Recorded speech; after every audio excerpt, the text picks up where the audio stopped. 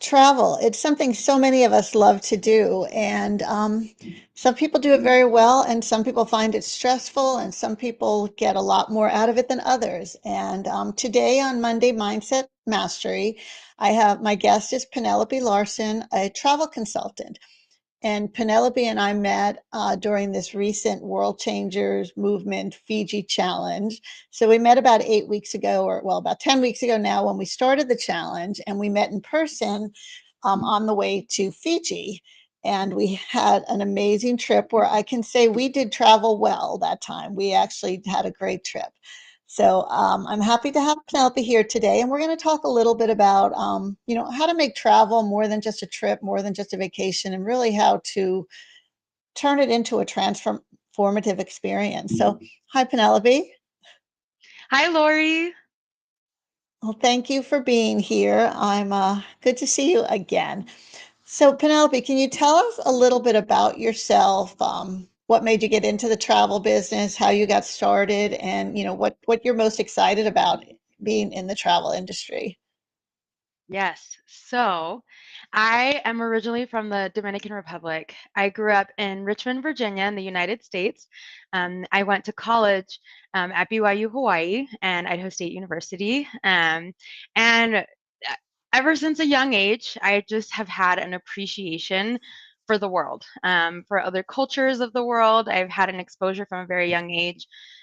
Richmond became kind of an international hub while I was there. Got to meet other immigrant families from all over the world. So it was just a really cool experience, I think, just from a very young age. My parents, when I was 15 years old, it's customary in Dominican culture to have a quinceañera, and the thought of being the extended center of attention for a night just did not, I was not thrilled about it. So my parents actually offered me the option for a trip instead. And we chose to Wow. do I kind of look at some of our ancestry. We have Italian great grandparents. My mom's grandfather is Italian, and so we went to Italy. We chose Italy, and that was my first, I think, exposure into a language and a culture that was adjacent but outside of my own. And then my second, of course, being when I went to school and it just became kind of amplified, where I got to immerse myself in Polynesian cultures. Living in Hawaii and working at the Polynesian Cultural Center, meeting people from all over the world. I actually started school for psychology and international relations. So I've kind of always have had this passion for connecting with people from all over the world. And everything that I studied in psychology was the human development, personality, motivation side of things in psychology. So I didn't completely dump it, but about 3 years into school, I changed what I was studying to hospitality and tourism management. And I had been working in the service industry most of my adult life. I worked in food and beverage. I started in food and beverage and worked my way up to leadership from there. And then I actually, at the time that I changed my major, is when I became a tour guide at the Polynesian Cultural Center. And I got to give tours in both English and Spanish. And that was a humbling experience. But I learned so much. And so as I studied hospitality and tourism management, I think my passion grew for the people aspect of tourism. So not just visiting beautiful places, but also having, you know, the, the experience of connecting with these cultures in a really personal way. And I took that with me through my internship and ultimately as we started to plan travel for our clients. So my husband and I, we became very well versed in credit card points travel almost a decade ago. And people kind of saw what we were doing. We have 3 children, and they're like, "How are you taking them all over the world? Like, what is it that you're doing that you're traveling so much with them? Can you teach me?" So we started points planning for our clients, and then our clients actually asked us if we could book their travel for them. So that grew. And as we started booking travel for people, it grew into group travel, which is what we specialize in today at DIA Group Travel. DIA is an acronym, it stands for Discovery, Immersion, and Amplification. And it just, the core of everything that we do is community connection. It's what I'm most passionate about. Um, the thing that I love about travel is connecting with communities. That's what I love about Oh, I love just that. going to a new place, connecting with not just the cultures, but the people that live in the destinations. And that is at the core of what I do now with group travel. When somebody reaches out to us, they're reaching out to us for an immersive experience, usually something that is beyond their comfort zone. We even have some clients who are very experienced travelers, but maybe it's to a country or in a way that they've never done travel before. And they Mhm. reach out to us because they know that we are going to take the time to create relationships on the ground, and also to do a ton of research on our end before sending our clients into an unfamiliar environment. That was definitely a big part of our experience in Fiji. But at the end of the day, I felt a strong personal connection to the Fijian culture just from my time in the Polynesian Cultural Center, where Fiji was one of the villages represented. But it, to me personally, that is what travel does. It creates empathy, and you meet yourself in a new place, and you learn so much about yourself through that experience. Yeah, no, that's so true. And it's funny, I worked in corporate America for about 30 plus years. And while I was in corporate America, I traveled, all over the world for my business.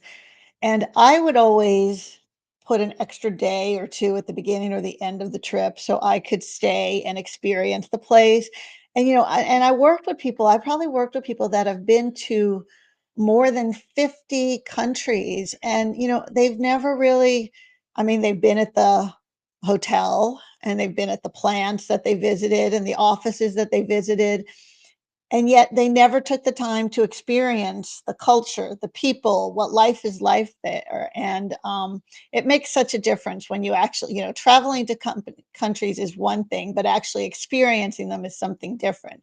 Now, it's funny because you've lived in some places that a lot of people say, I want to travel. Dominican Republic is a great destination for people. I know a lot of cruise ships stop there. I've been there a couple times, and Hawaii as well. Yet many people will go to these places and they'll hop into their all-inclusive resort and they'll go to the beach and they don't really experience the culture. And I think that's a mistake. That's something that when you experience a culture, you really get to connect, and you get a much warmer experience. You get to learn about it. So, and I guess your parents must have saw that, because I love that story about your quinceanera. So many I think a lot of girls, I live in Houston, so we have a lot of Latin American women here who, so we get invited to quinceaneras all the time, and I think a lot of girls would probably prefer the trip if they were given the choice. So it's Yeah. great that your parents did that. So let me ask you, sometimes people are uncomfortable when they go to a place, especially if English is not the first language. They're uncomfortable connecting with people. They feel like they're a bother, or they just don't know how to connect. Can you have, what ideas have you experienced in your travel or you're working with people about connecting with local cultures, especially when language might be a barrier? Right. I think in my experience, traveling, not only traveling, but in community connection work, in the consulting space as well, curiosity is the foundation. It is the foundation for creating a relationship, for connection. When you don't speak the language, but you enter a space open and willing to learn about the people, about the land, about the customs. People are so excited to share with you. It doesn't matter that you have a language barrier. You know, I've had little old ladies grab my wrists and take me over to a table and show me what they're cooking. And um, it really is that element of just curiosity. It opens the doors to connections in such beautiful ways. So that I start there. Just set the discomfort aside and just have some curiosity. Um, something for me that I learned from traveling with my children is, like they tell you to be like a child, but seeing the world open up through their eyes inspired me to approach it from that perception of I don't know anything about this space. Even if mom and dad read all the books, or if we watched a TV show, or if we had a little PowerPoint presentation going into it. At the end of the day, we've just scratched the surface on what it's like to live in this community. And I can say that even being from the Dominican Republic and experiencing the Dominican Republic in so many different ways, I have a completely different experience every time we go back. That was another thing that my parents did that I appreciate to this day, is that they took us back as much as they could afford. And So I had this, even though I grew up in the United States, I felt connected to the country of my birth in that way. And I was able to um, appreciate it more, I think, as an adult, and trying to recreate those experiences for my own children. We were in a food forest, in this ancient food forest. It was adjacent to a resort, so a resort had bought the surrounding property, and then this was an ecological park that the Dominican government had kind of, here's a little protected area, a little bubble, and there were these natural springs, and I had gone in there and hiked it with my husband. I took my grandma's the second time. I was like, "Abuelas, you're coming with me," and then the last time, my kids, they were able to come with us, and we went and we took them on their first trip to the Dominican Republic, and they're learning about these ancient peoples, and they, mom, why did they grow their foods like this? It's like, oh, I have never thought to ask that. And so we learn more just through their natural curiosity of, why. So I would say at the end of the day, bringing that curiosity into the space, and making room for that, it just creates connections so deeply and profoundly when you don't speak the language, for sure. Yeah, I love that curiosity, and that, I mean, that's great in travel, and it's really great everywhere you go because being curious opens up so much of the world. I love the fact that you travel with your kids and that you got to travel as a child. I have my one son, and we've traveled a little. I've tried to take him places when I could, and it's funny because parents, we were sometimes afraid. So many parents are afraid to take their kids somewhere. They're afraid of, I don't know, violence, diseases, but yet if that you open up your hearts and your minds. I mean, I have traveled to places that were probably, not listed on the safest place, and just really had great experiences by just connecting with people. And the world really is like it's like a museum. I mean, you can learn so much more from going to a place than from reading about it, or going to the museum to learn about cultures. I mean, Epcot is not a substitute for traveling the world. You don't get to It's the right true. thing. What I Yeah. love about places like that is that, and museums and books, is that they can spark curiosity. Even social media, um, Mhm. prior to Fiji, I will say my top trip has been replaced. My top destination was the Azores, and I loved our time in the Azores.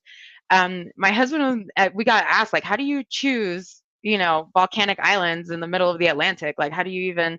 And it was, I saw a picture on a social media post, and I was like, I need to see that in real life. So I love Mhm. that those types of resources can spark, you know, just give a little spark to that curiosity for you to want to see it yourself. I will say we get asked a lot about the scariness and the overwhelm of traveling with your kids. And from personal experience, the more you do it, the better you get at it as a family, as an individual, and with children. They learn, um, potentially, like, for example, like the comforts, air conditioning, unlimited screen time of home, that doesn't exist in some of the places that we visited. We're not going to have access to that in some of the places that we visited. And that, to me, again, is so valuable, that they get to see how other people live their lives, and that they come back home and appreciate what they have and what they have access to, but also that they become more sensitive and have more empathy for the way that other children are growing up. Yeah, no, that's a great point, and that definitely makes a difference because we have so much, here in the United States, we have so much more. I don't know if it was you or someone else that was talking about in Fiji, but we have so much more, and yet people are frustrated. They don't feel like they have enough. They're competitive. When we were in Fiji, which is a place that has amazing people, some of the friendliest people, some of the most warming people. I mean, the islands were beautiful, but it was the people that made the trip so special. And yet they have like a fraction of what we have, and yet they're happy, they're content. One of the people there shared the story that it's a Fijian culture, that it's kind of an unwritten rule that when you're having a meal, you leave your front door open. And if anyone comes in, you feed them. It doesn't matter how much you have, you welcome them to share a meal with them. I just thought that was so beautiful. So really connecting with those cultures. Yeah, I love. I would have never thought of the Azores, but I think you and I talked about we both want to go to Seychelles. And I Yes. want to go to Seychelles because I was in Lyon, France one day and went to a restaurant where the food was from Seychelles. This was 25 years ago or so, 30 years ago. But I want to, I haven't been there yet, but it's on my bucket list just because that one meal like sparked that curiosity. Like, oh, this island sounds amazing. They had all these pictures on the wall. Um, One thing I do want to talk about, we did this in Fiji, and I try to do this on all I host retreats, and some of them are in my backyard, an hour away, and some of them are on the other side of the world and everywhere in between. But one of the things we try to do at every retreat is a community give back in some way. Yes. And I know when we were in Fiji, you had arranged for us to visit La Loma Orphanage and to spend time with the kids, and we donated goods to them. Part of our trip went to that, and that was the highlight of the trip.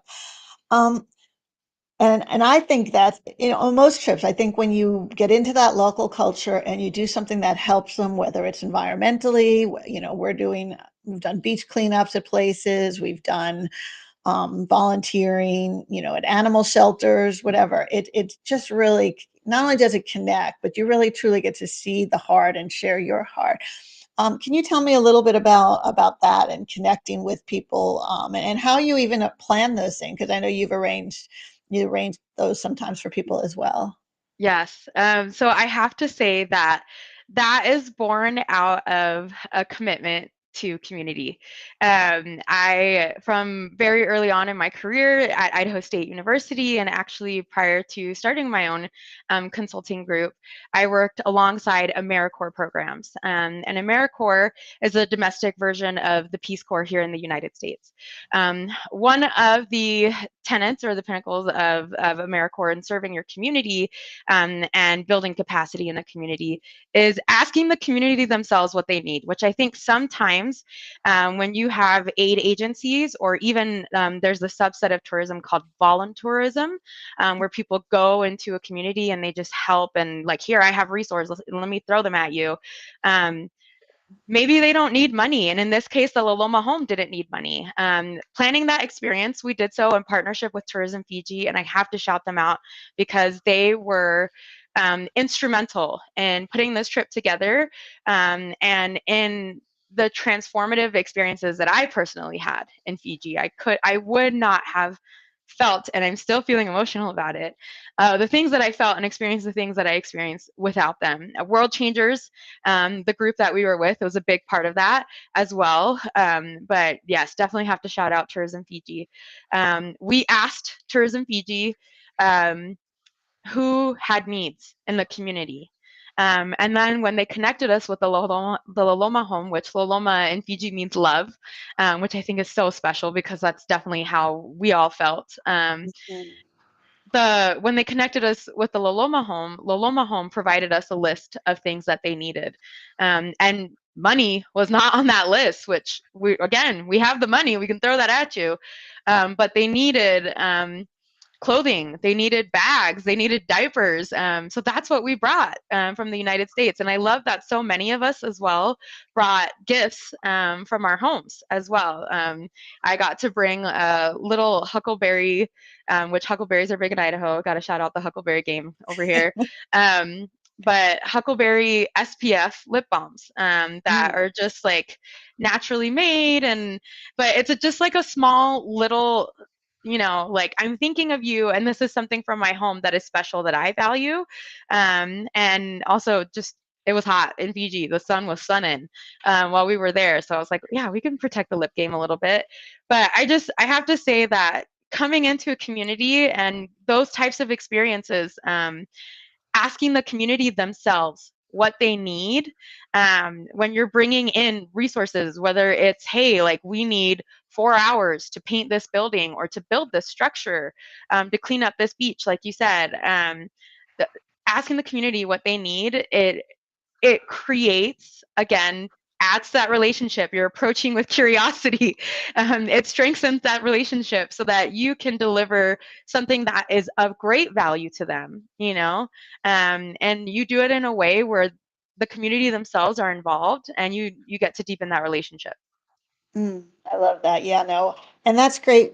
Fiji tourism was one thing. Anywhere you're going, I mean, there's probably a local tourism or a local community, and asking them, how can we help, is a great way, because they're probably going to have ideas that you would never think of.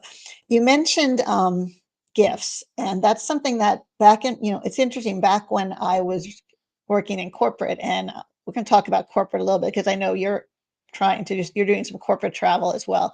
Yes. Back when I worked in corporate, I traveled a lot to Asia. Particularly, I was to Japan multiple times, but different parts of Asia.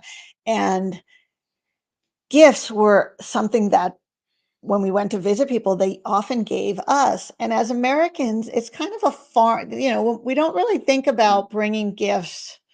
If we go to someone's house, we do that, but in a business scene or in a travel scene, we don't often think about that. It's not that we don't want to or give gifts or that we're not willing to, it just doesn't even occur to us. And I want to say that I learned, when you travel, bringing some kind of a gift, something that represents you. I mean, I have a whole bunch, I brought these when we went to Fiji. I brought little World Changer keychains with a little card. And then I brought Texas stickers because I live in Hmm. Texas. And some of these kids at the orphanage had no idea where Texas is, but now they have a little Texas sticker. But finding something, that either you feel strongly about or that represents you, or just something that you can give that's from your place, your heart, can really help with that connection and that curiosity. And I got gifts, people at the resort gave me seashells or gave me little things. And it's, I almost thought I lost one of my shells that someone gave me. And I was like, that was like worse than losing my luggage. I was so happy I found it. But that Good. really helps with the connection. So taking that little gift from your heart or giving something that um, means something is so important too. I So agree. I want to talk a little bit about corporate, because I know, as a travel consultant, one of the things you're working on is corporate travel, and not, Yes. the big Amex travel who's working for Exxon, but you're working with some of the smaller corporations. So tell us a little bit about that. Yes. So, as a group travel consultant, we do things a little bit differently. So, we value, again, that element of immersion and human connection. So, when we have a business, a small business or a corporation reach out to us, and they say, hey, I would like for you to plan my meetings in an international space, or my incentive trip as well. Incentive travel, people kind of think of it often here in the United States in terms of like, oh, like the MLM companies or the direct sales companies. Like I'm trying to earn my next trip by selling X amount and things like that. But it's a really good way to motivate, especially a sales team, but a company that's working towards a goal. Like, hey, I have these metrics and I want to reach it. You put this trip that you've earned at the end of that goal, and it creates excitement. It also creates an element of rest and recharge, because it's a job. So your team's going to have to keep going, and you want to stay motivated throughout the year. My husband personally, he's also still he works alongside me in Dia Group Travel, but he still has a day job with a corporation as well, and he needs that trip booked. He's like, where are we going next? And that's what he's looking forward to. So it shows up in that way in the incentive space. Um, Part of what I was doing in Fiji was touring the meeting and event spaces across the properties, but not just the meeting and event spaces, which is where we are a little bit different at Dia Group Travel. Also, the group experiences, what you can do to add value on those corporate trips, whether it's a tour, an excursion, a private beach club, a private island that you could get for the day. Just Fiji does approaches it so differently, and the industry themselves are so collaborative and interconnected that I wanted to make sure that I took the time to really experience a lot of what Tourism Fiji was offering, not just in the event spaces and the accommodations, but in the experiences as well. And that's when somebody is coming into a destination, that's part of how you get to have a well-rounded experience of a trip. It's not just I looked at the building and I saw it and it was a beautiful place, but I have no idea where in the world I am. It's getting out of the beautiful building and going into the communities and getting on a boat, which I did several more times um, over the course of the trip. But things like that, it just is a little bit different. I will say that group travel, having the experience of being a tour leader and in the guest services at the Polynesian Cultural Center, I have this kind of unique perception of what it takes to move people, not just within a building, but from point A to point B. And that comes into play quite often, whether it's a sports team or a retreat or a group, for example, a group of friends, or where you have extended family traveling together. There's some unique, um, not even challenges, but maybe things that people don't take into consideration when they're traveling outside of their immediate family. Yeah, no, I love that. And as a, I think many of you know, I do done for you. I plan done for you retreats, and Penelope and I are definitely going to talk about collaborating in the future because I Mhm. facilitate things, and some of those are for corporations, some of those are for business owners, coaches, consultants. But basically, part of that is not just we don't just book the venue, we plan the entire itinerary, which includes the experiences, the give back, the where people, the food, what kind of, how can people experience where they are? How do they get there? So that's all definitely related to that. And it applies to retreats as well as any kind of group travel. And I know I've traveled with my family, and having someone to help with that would be so valuable. Well, we are getting close to the end of time. So before we end, Penelope, if someone would like to get a hold of you, or and talk about a trip, a corporate event, or a group travel, how do they do that? They can do that in a few different ways. I have a LinkedIn that is Penelope Larsen, it's my name, travel consultant. Our Instagram account is at diagroup_travel. That is a great way to get in contact with both Skylar and myself. And then I have an email address, which is plarsen, Larsen, at diagroupco.com. Okay. And yeah, those three ways are going to be the fastest ways to get in contact with us. I can send you all of those links that you can share as well, so that if somebody wants to reach out and do either a group travel or the logistics of a retreat, I told this to Lori, I am committed to planning all of the aspects of the travel, the food, if that's part of it, with the retreat. I will not ever be planning the day to day of a retreat. That is Lori's specialty, and I'm happy to not do that. It is intensive, it is involved, and that is not what I do. That is not what I do. We move people from point A to point B and make sure they have a wonderful connective experience. Beyond that, that is where my expertise ends. And I'm committed to maintaining that boundary. So Yeah, I'm always I happy. am getting, yeah, I am good at determining where possibilities to have a retreat. I can talk to someone's vision and say, this would be great at, a castle in Scotland. Yet I Right. am happy to use Penelope's services to find me that castle in Scotland and to help get us there. So I think we're going to be working together very well in the future. So For thank you so sure. much, Penelope. Before we end, and I will get all those links and sometime in the next couple days, put them in the comments. So if you're listening to this on LinkedIn or Facebook or YouTube, the links will be there. And if you need Penelope before that, just put a note in the comment or reach out to me and I will definitely connect you. And so the last thing I like to ask all my guests is what is one tip you'd like to leave with the audience before we end today? Ooh, one tip. Um, okay, this is gonna come directly from my experience with the World Changers group and with Fiji. And I have to say that your influence, just being exposed to you, definitely factored into this perception. Um, for some of you that are listening that might know me personally, I experienced a brain injury about a year and a half ago, and about 2 months before traveling to Fiji, I was told that I was permanently disabled from that brain injury, and I was pretty devastated. I was pretty devastated with those news. Just disappointed, and feeling like I wasn't going to get to accomplish all of the things that I set out and wanted to accomplish. Um, but I talked to somebody else that had a brain injury that was actually more severe than mine. And they asked me this question: when they tell you that, do you believe them? And it shocked me of I have permission to challenge that, to challenge other people's perceptions of me, to challenge my own perceptions of myself.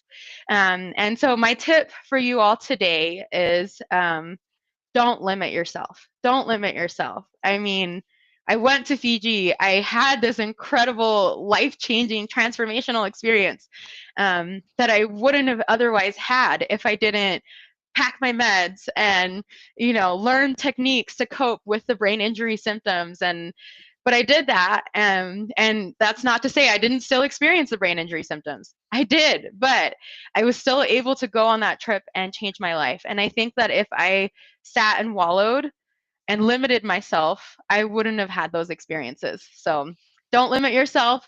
Get out there, see the world. Thank you again, Lori, for your time and for pouring so much of yourself into me, into what you do. Appreciate you so much. Thank you, Penelope, and I love that message. That's so powerful, and it's so true because really we limit, most of our limitations other people, and we put them on ourselves. And if we stop that, there's so much more we can do if we just stop thinking that there's not. And I know you did so much. We did so much in Fiji, and there was definitely no limitations on either one of us there. So Yeah. it was an amazing trip, and I look forward to the world. By the way, I do want to point out World Changers. We're going to be having more events, more retreats. So even though that's not, we had Mackenzie on here a couple weeks ago, and before a couple weeks before the Fiji retreat, but worldchangers.me, look for it on any social media because you're going to want to hear more about that and maybe join us on another trip. We're going to be doing some more next year. So Yes. thank you so much, Penelope. I loved having you here. Thank you, everyone who's listening. If you love this, please share it with your friends. Comment if you have questions, post them anywhere in any of the links. And next Monday, I am going to be here with another of my dear friends, Amy Janice. And Amy is a style consultant, and she's a specialist in, helping you find your colors. And I know when I was in Fiji, I had numerous people tell me they loved my outfits. And I could not have done that without Amy. But Amy doesn't just help you find the outside, she actually helps you connect to the inside you, because our colors are not just, who we are outside, but they're actually our personality and who we are. So I'm looking forward to having Amy as my guest next Monday on Monday Mindset Mastery. So thank you again, Penelope, and everyone have an amazing day. Love you all. Thank you.